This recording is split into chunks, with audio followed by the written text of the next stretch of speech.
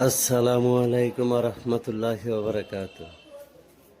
मेरे दोस्तों बुजुर्ग बंधुगण, এই যে নকশাটা দেখতেছেন, এগুলি শয়তানি নকশা, সব মিশরীয় নকশা, অরিজিনাল মিশরীয় নকশা। ঠিক আছে, এগুলো অরিজিনাল মিশরীয় তাবিজের কিতাবের নকশা, কবজ।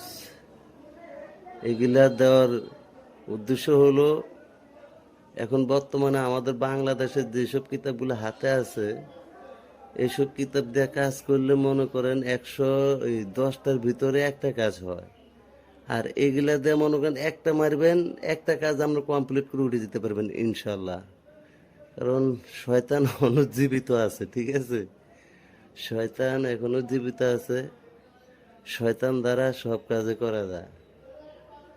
আর এই নকশাগুলো দেওয়ার উদ্দেশ্য হলো, আমি যে কাজ করে রেজাল্ট পাই, আমি যে কবজটাতে আমি রেজাল্ট পাওয়া যায় অটোমেটিকলি, ওই কবজটা আমি আবার ইউটিউবে দিয়ে দিই আপনাদেরকে, আপনারা করে খান। তো যাই হোক, এই নকশাটা হলো বশীকরণের নকশা। এটাতে বশীকরণ করবেন, কারণ মারণ ধরন দরকার নাই। বশীকরণ, এই নকশাটা আপনি যার উপরে প্রয়োগ করবেন, তার নাম, রাশি, মেজাজ, ছেতারা মিলাইয়া তারপরে কাজটা চালান দিবেন। ঠিক আছে, প্রিয়জনের বাবা মার নাম দিবেন এবং আপনার বাবা মার নাম দিয়ে আপনার নাম বসাইয়া দিবেন।